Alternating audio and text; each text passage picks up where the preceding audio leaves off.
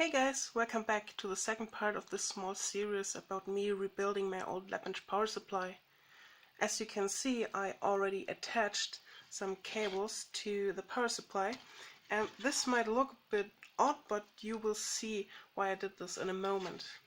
So, we will start by inserting the power supply in the case and wiring the front. Let me see. Okay, that's like it. So these two cables go in here. This also goes in here.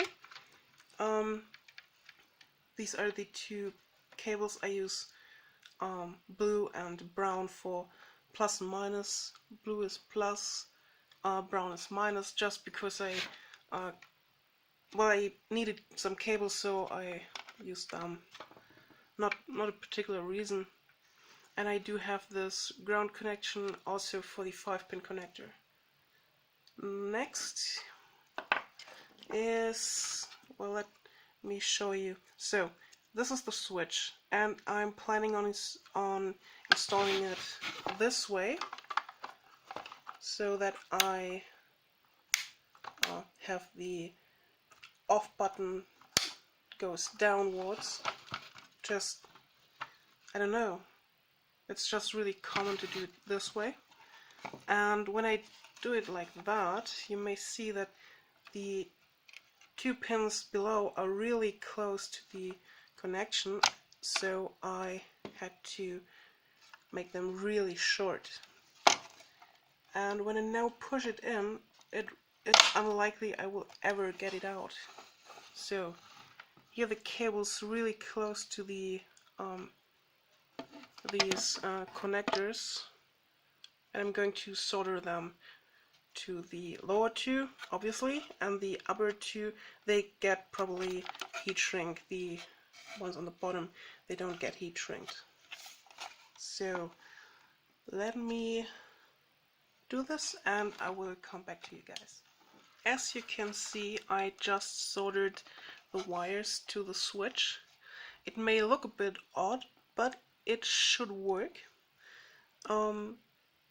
There's no real stress on this connection, so it's just fine to lay the cable on top and use solder. Well, at least I think it should be fine. If not, I will figure that out. Next is wiring the IEC socket, and I do have this ground connection which can go on. That should be okay. Alright, and let's see. Before I'm going to wire the socket, no, I'm doing it a bit different. So first let me solder something to the binding to these posts, then insert it and wire it to the switch. That's much easier. So don't need that for now. I need some cable. Cable. Where's my, oh, there it is. So cable.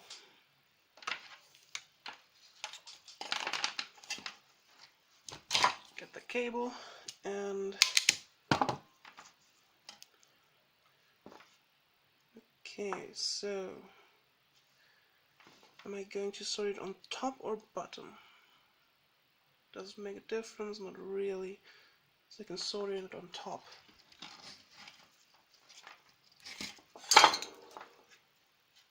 Well, let's zoom a bit in. That's much better. Now I'm going to pre-tin the sockets, these metal connectors. That's plenty of solder.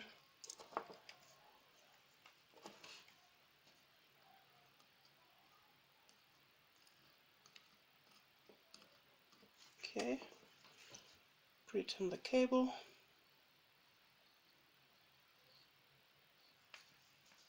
And connect everything.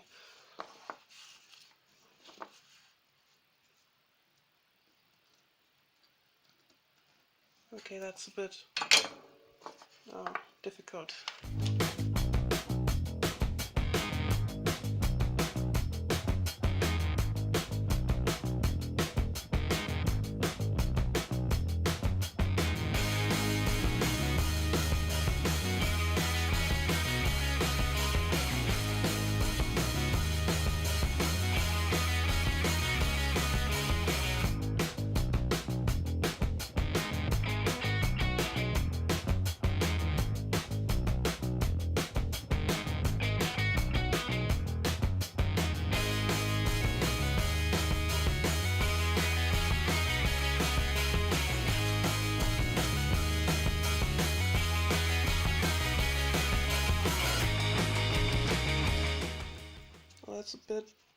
That's a tight fit, but it should work. Yes, it does. Yeah, that's fine, I think. And then turn 90 this way. Second one top, bend 90. That should be fine. Now shrink it.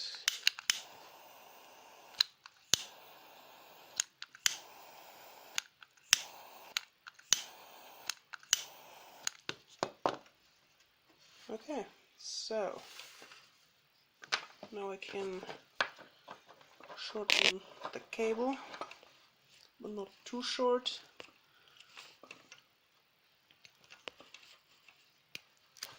Okay, now let's get the case,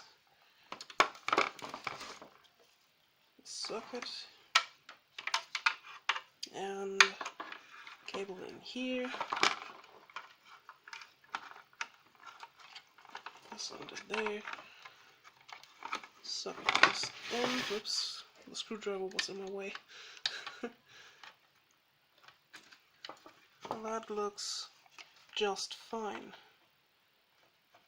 So one cable goes in here and one cable goes over there. And I have to go in like that.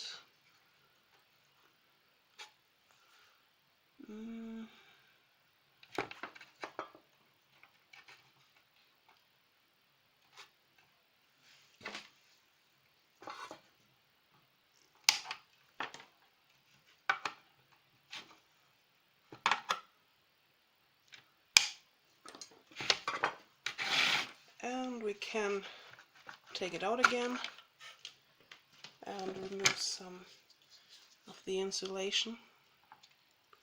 Oh, that's not working. So that's 1, 2, that did not work, did not work. Here we go. Oops, that's a bit, okay, that's a lot. That's a lot of, oh well.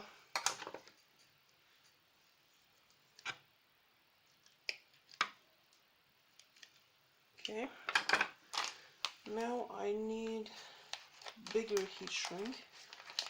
So it goes over these terminals over here, they're rather wide.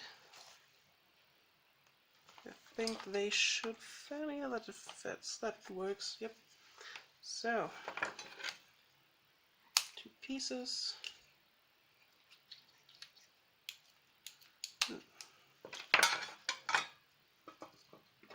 This can go back in.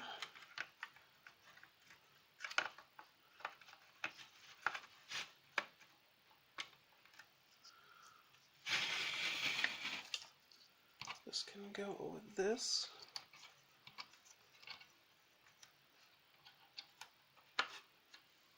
Okay. This can go over this cable.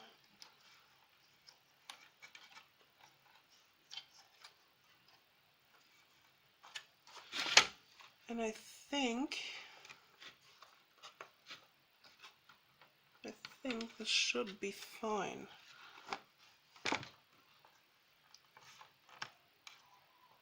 that's okay. So I need some screws and nuts. Screws and nuts. 2 screws, 2 nuts, 2 washers, and 2 spring type washers. Or locking washers, I don't know. I only got one over here. How did that happen? Never mind. I'll just do one proper connection and the other one later.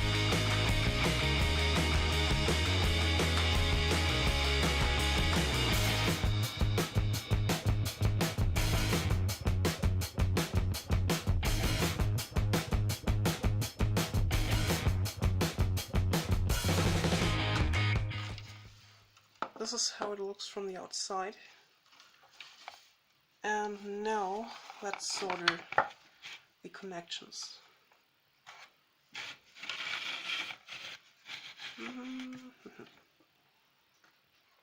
This one goes in here.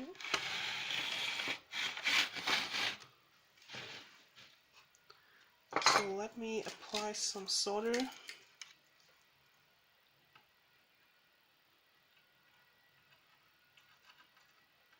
Just to the metal over here. Then I need my pliers, get the cable, and hope that it holds. Oh, that's not working. Okay, I have to pre-tin the wire.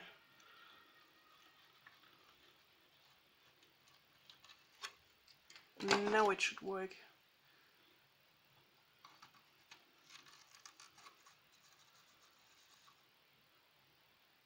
And it does. For the next one, I zoom in a bit more. There we go. The next one is over here. Same principle. Pre-tin the wire. Get solder on the metal.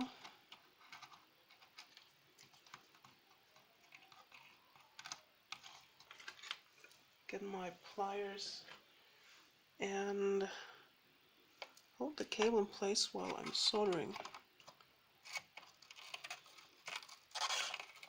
Oh, no. Abort mission. Mission failed.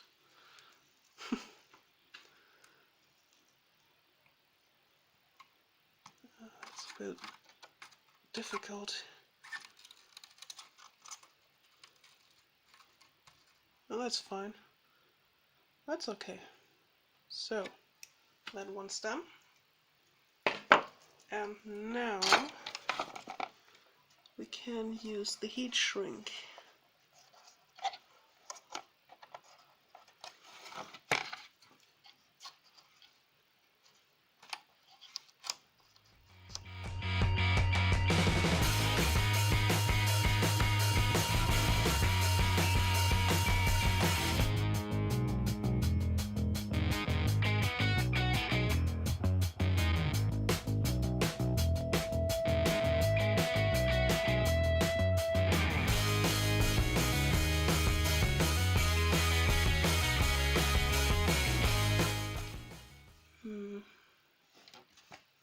Should be fine.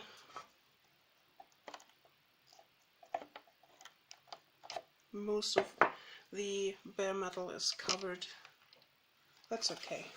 So, where's my... There it is. Just shrink it a bit so it does not move.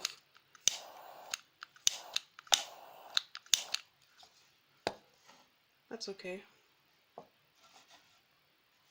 Yep, looks good. So, next is to make one of these, next thing to do is to make a cable that goes in here and powers both the fan for the case for the power supply and the fan for the voltage regulating module. But before we go ahead to make this cable, let me show you guys how I tighten down the power supply to the case. I'm not going to show you all 5 screws, just one, because of how I plan to do it. So I already got a washer on top of the screw over here, and I use these tiny springs. You may focus or not. Yeah, there it is. So this is a tiny spring, and the part that is, well, this part on top will be against the nut, and this part on the bottom against the washer. It should prevent the spring to slip. The washer is relatively wide, and I'm not going to sit it directly onto the PCB because the PCB is rather soft. And now that the screw is on top, I can use some nuts to tighten it down at a certain point where I feel it's safe. And that's everything, but I wanted to show you because I'm using spring and not of these, what's that? Not of the spring-loaded washers, but a normal spring. And now let's go ahead and make the cable. So what I got here is a 2-pin connector, which I cut off of the old fan that was installed in the power supply. I don't have one of these, so I'm going to use that. I got one of these connectors, a male and female connector, just a 2-pin connector to connect the fan in the power supply unit. These connectors are really strong. I barely got them apart again. So this is for the fan in the power supply, and these cables then will go to the 5-pin connector to power the fan in the voltage regulating module.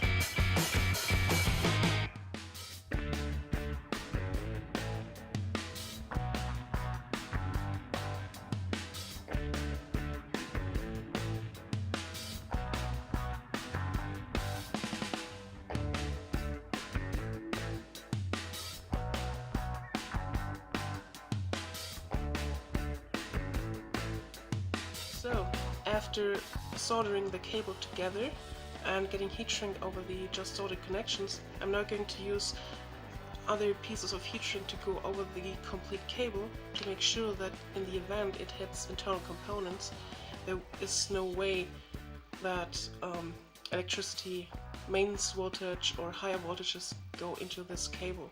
Just a safety feature.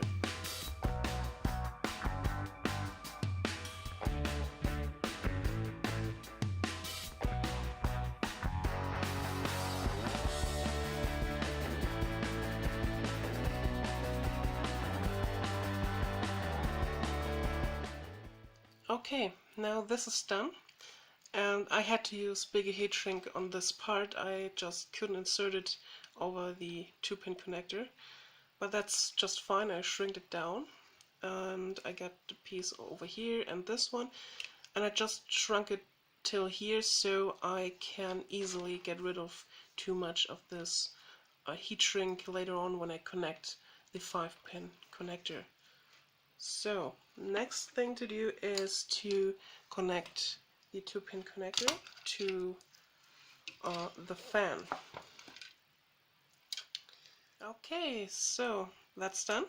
I also got a big piece of heat shrink over there, and now I'm going to use a zip tie to hold the cable in place. The reason I'm doing that is because this cable is a bit too long, and otherwise it would just go down and between different components. I don't want that to happen. And the cable has to go this way, over here like that will plug in, and I might drill a hole in the top, or 2 holes like that, to insert another zip tie, but I'm not 100% sure about that. Maybe this is just fine, this one zip tie over here. But well, we will see that in the next episode. Last thing for this episode is to connect the 5-pin connector to all the cables. Wiring this 5-pin connector was really a pain. It's tied in here and my hand got in the way of the camera all the time, so I might not have any usable footage. But anyway, all the wires are soldered to the 5-pin connector, and I got heat shrink over each connection except for the ground cable. And this is how it looks from the outside. The bottom one is for ground connection, well, mains earth. Next 2 are for the fan, and the top 2 are for the 48 volts 7.5 amps. And that's it. We are almost completely done with the power supply unit. The only things left are to install the heat sinks and get the cover on top. But for that, you have to wait till next week. And for now, thanks for watching, and see you next time. Bye!